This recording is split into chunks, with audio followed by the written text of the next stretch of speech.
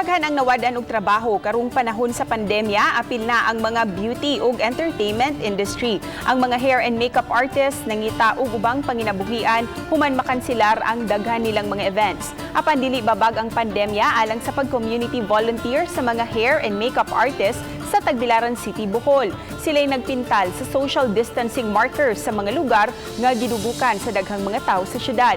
Anausab sila sa merkado ug mga mall aron pag-assist sa mga frontliners. Sila'y ga-check kung adunay home quarantine pass ang mga tao o gimonitor ang physical distancing.